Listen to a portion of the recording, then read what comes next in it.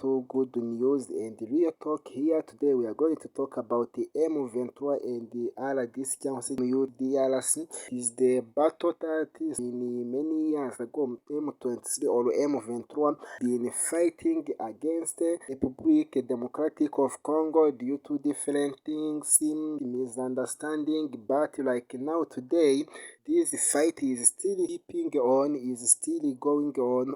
So M23 has been asking for DRC killing innocent people, things, but is now against the country.